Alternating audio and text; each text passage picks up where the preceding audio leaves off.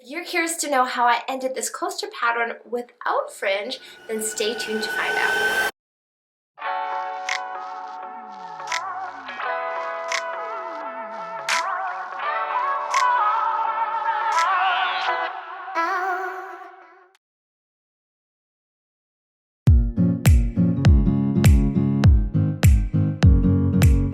Hi everyone, it's Nicole here and welcome to Bochiknot Macrame. Here is where you will find everything macrame related, from DIY pattern tutorials, tips and tricks videos, and helpful best practices. So if you guys are interested in learning macrame with me, then click that subscribe button and then also give this video a big thumbs up. So I love a good wall hanging that ends with fringe, but sometimes there are certain designs and patterns that I like to change up and have it not end with fringe. There are definitely multiple ways to end a macrame project without fringe, and for this macrame floral coaster pattern, I did just that. Typically when you start a project in the middle and work your way outwards, you will end up with fringe on the sides. And as you can see at the back of the coaster, that's where the fringe is. When you look at it from the front, however, you will see that I added a layer of floral petals to the outside of the pattern to hide the fringe at the back. Now you can actually make the back look a lot cleaner. You can leave the fringe a little longer. I just cut them short here, but you can leave them longer and then you can use a crochet hook and tuck the ends of the fringe within the little loop knots at the back. That way, if you tuck all those excess cords into the back, it will look much cleaner here. I'm okay with leaving the fringe at the bottom as is, because you really do look at it from the top anyways. You guys may not be able to tell from the front, but these two are two separate patterns, the floral petal and the coaster pattern in the center. If you guys want to know how I attach this onto the center pattern, make sure you watch all the way through to find out how that is done. I would say this pattern is a step up from a beginner level. It does include more intricate knotting and techniques. We do go over techniques like this in way more detail on our Bochiknot Macrame community on Patreon. We focus on all the technical macrame concepts to get you from a beginner skill level to an advanced skill set. If you guys are keen on mastering macrame faster, then you may be interested in checking us out on patreon.com/Bochiknot for further details. And with that said, let's get started. The only material you will need for this pattern is 3mm macrame cord. To make one of the knot patterns, you will need a dowel to mount your cords onto. It won't form a part of the pattern itself, but you will just need it to make that part of the knot pattern. The cord that I'll be using today is a 3mm single-strand cotton cord from our rainbow cord line, and this is the color Sand Beige. What I absolutely love about this cord is how sturdy it is. It doesn't unravel easily when you are making your knots, and if you are untying and retying your knots frequently, which makes it great to knot with for beginners and for experienced knotters who are trying to create their own macrame designs. So if you are looking for good macrame cord to work with, then I would recommend making sure that it is nice and sturdy. To make the coaster pattern, we're actually going to start right in the middle and then work our way outwards. Taking the strand of cord at 160 centimeters long, on one end we are going to measure to 40 centimeters. Once you're there, we're going to hold that spot and we're going to make a loop with that end.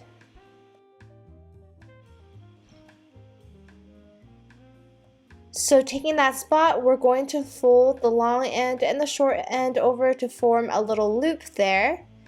And then now we're going to take our 3 strands of cord at 80 centimeters long, one by one, attach them onto the loop here with reverse Lark's head knots. So folding the 80 centimeter long cord in half, take the loop end through the loop underneath and then pull the ends through. So repeat this 2 more times.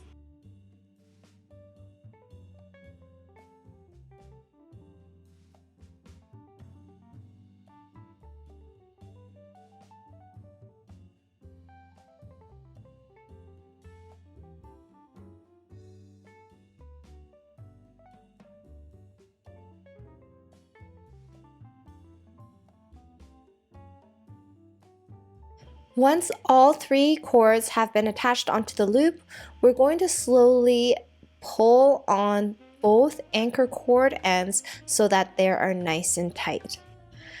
Once done, you will see that we have a longer cord end from the anchor cord group as well as shorter cord end, and what we're going to do is use the shorter cord end as a working cord, and then this longer cord end will be the anchor cord for the entirety of the spiral pattern. So on the right here is the shorter cord end, on the left here is the longer cord end, and we will start with the shorter cord end as a working cord for a double half hitch knot onto the longer cord.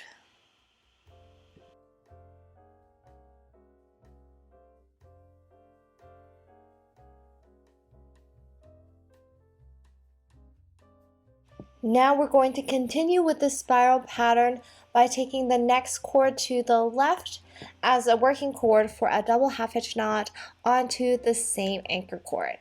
And we're going to continue this all the way around until you find a spot that has too much space and the pattern will start to curve. So we will be adding more cords throughout the spiral pattern, and I will show you guys at what point you will need to do this.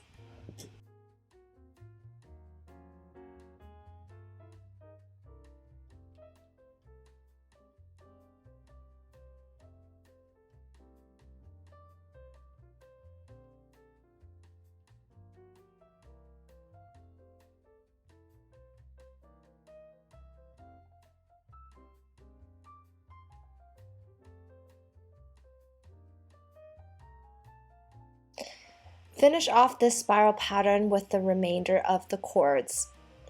By the time you're done with this row, you should be able to see a large space in between the last double half hitch knot made and then the next cord beside it.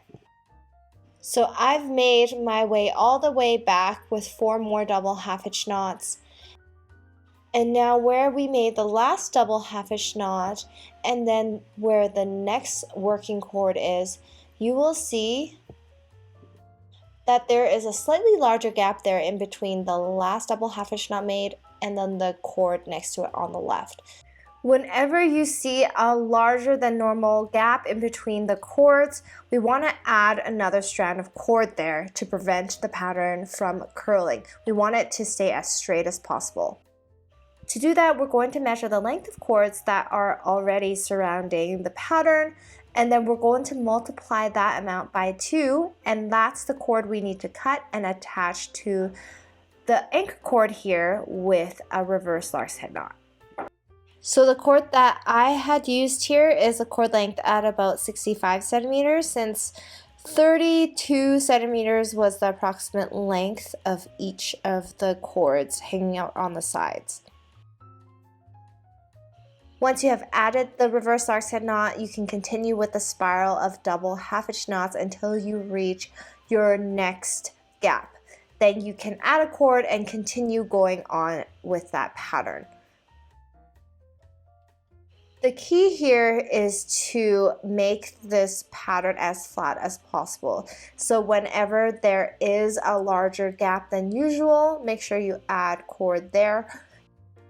You will see that if you pull on that cord with a large gap and make a double half hitch knot instead of adding cord, that the pattern will start to curve, and that's not what we want. So we're going to continue these double half hitch knots and reverse Lark's head knots all around until we've reached about 7 spirals, or until your long anchor cord has run out of cord lengths and you have only a little bit left.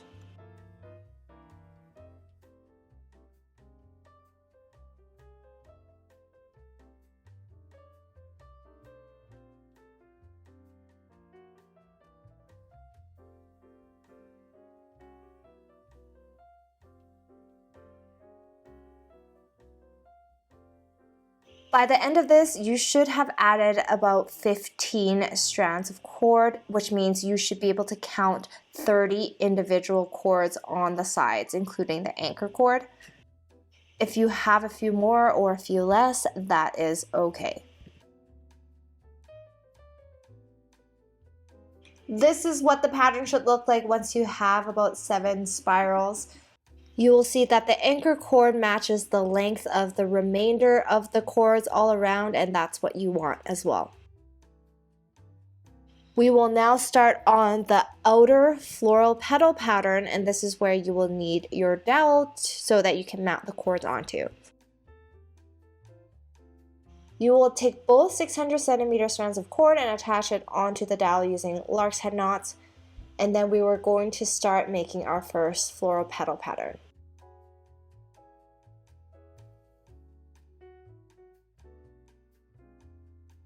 So to begin, we are going to take our far right cord as an anchor cord and then the next cord as the working cord for a diagonal double half hitch knot to the left. We're going to leave about an inch or two of space between the Lark's head knots on the dowel and the start of this double half hitch knot.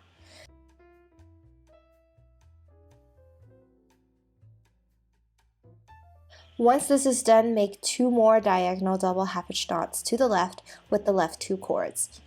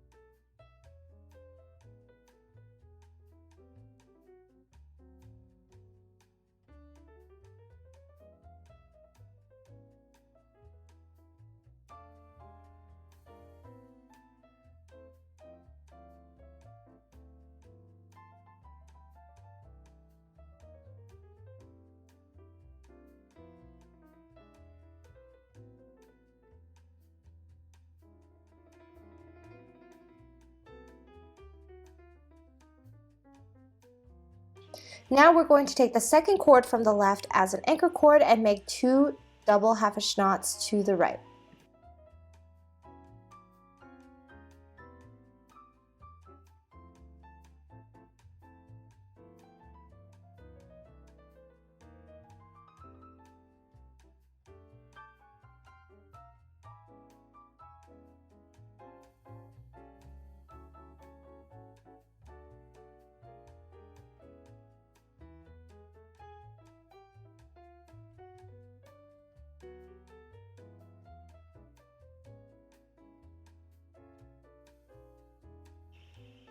Taking the second cord from the left after that as an anchor cord, make another 2 double half hitch knots to the right.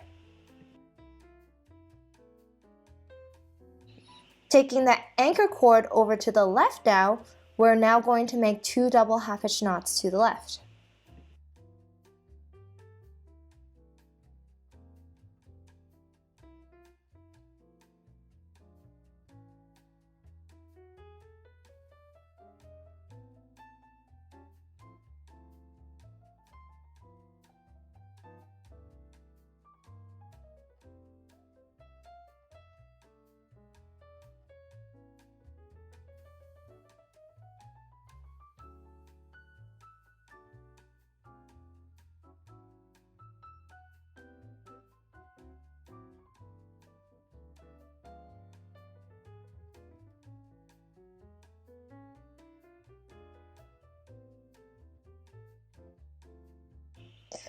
Then underneath, taking the far right cord, we're going to repeat with 2 double half hitch knots to the left. To close off this petal, we're going to take the far left cord as the anchor cord and then the 3 right working cords for 3 double half hitch knots to the right. So starting with the next cord to the right as a working cord, make a double half hitch knot, then continue 2 more times to the right, and then after that you can shift this knot upwards to meet the row up at the top to form the petal.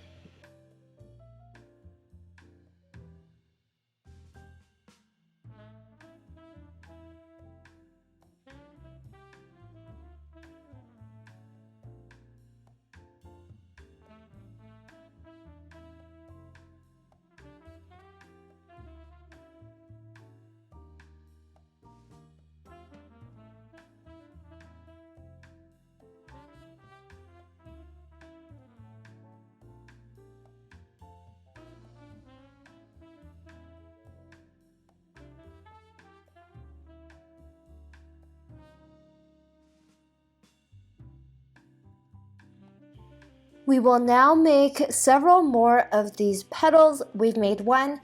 To start the next one, taking the same anchor cord, flip it over to the left and make another diagonal double half hitch knot row to the left. Because this pattern will sit around the coaster pattern, so it will be in a round shape, we do want to minimize the space in between the petals so that this pattern will naturally curve.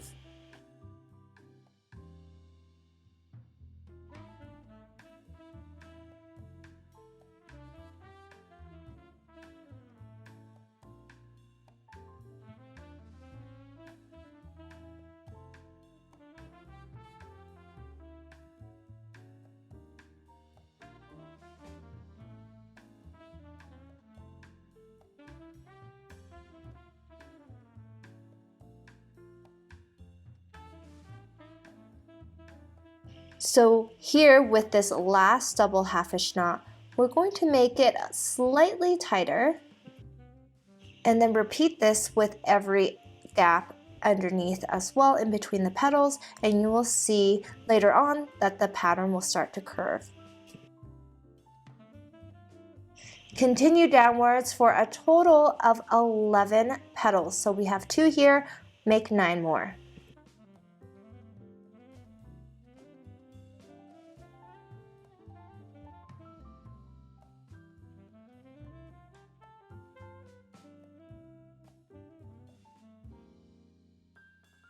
You see that the pattern here is starting to curve over to the left a little bit more, and we're going to continue doing this.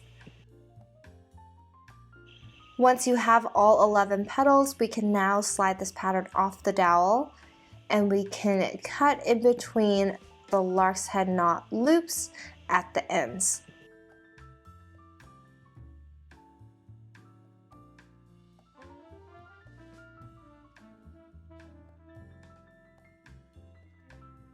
So now, starting anywhere on the spiral pattern, we're going to take one cord at a time and attach the cord onto the gap in between the petals, so that bottom loop, using a double half hitch knot. Take one of the cords through the bottom loop and pull it to the right. Then take the loop again through the loop at the top, and then through the loop in the center there, and then pull on that cord end to tighten the double half hitch knot. And you have now made one double half hitch knot. We're going to make about 3 per gap. So we're going to attach 3 strands of cord per gap. If you have a few more or few less cords than the 30 cords that I have for my pattern around the spiral, you may need to adjust the number of cords you need to attach onto the gaps. So I'm starting off with 3 per gap, but you can definitely shorten them as you go towards the end or attach more, so say 4 instead of 3 onto the gaps. For this pattern, for the last 3 gaps, I'm only attaching 2 per gap. Here we are attaching our third and last double half hitch knot onto this first gap. Repeat this all around. Once all the cords have been attached onto the outer floral petal pattern,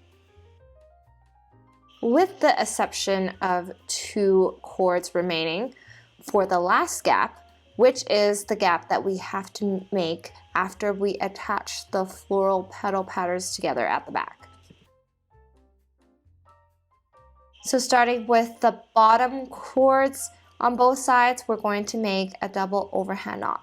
Try to make this first double overhand knot to one side so that you have a loop in the center where you can attach the cords onto for the double half hitch knots.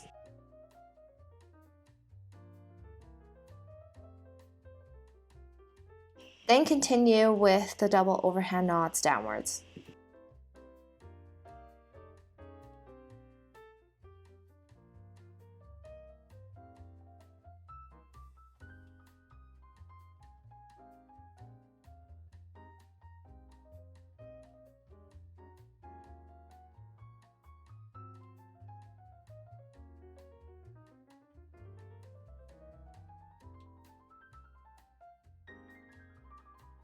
With the last 2 cords, we're going to make a double half hitch knot instead of an overhand knot. So at the back side, we're going to make a double half hitch knot to seal both ends of the petals. Then lastly, take our 2 remaining cords from the spiral and attach them onto that last gap.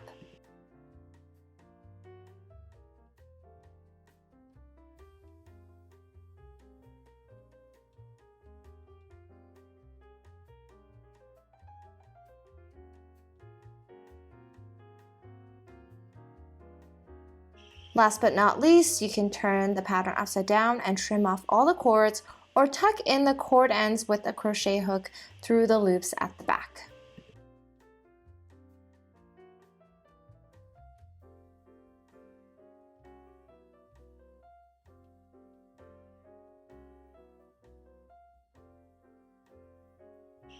And now this coaster pattern is complete.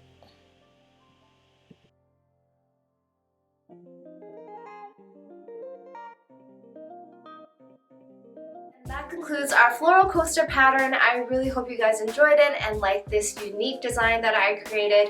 If you guys are a beginner and found this pattern a little bit more challenging for you, we do have several beginner-friendly projects in our YouTube channel that you may want to try out first before going back to this one. The double half hitch knot is a challenging knot at first, but once you get a hold of it, it will become much better. If you guys are looking for other useful resources or tools, we do have a 50 Knots in Sentence ebook on Bochiknot.com, which is free for you to download. And we also have a 2-for-1 premium core deal for new subscribers. And so if you guys are interested in that, check out the link in the video description below or head on over to Bochiknot.com. And let me know in the comment section below what you guys enjoyed about this pattern. And as always, let me know if you guys have any questions or comments. Thank you guys for watching, and I will see you guys next time.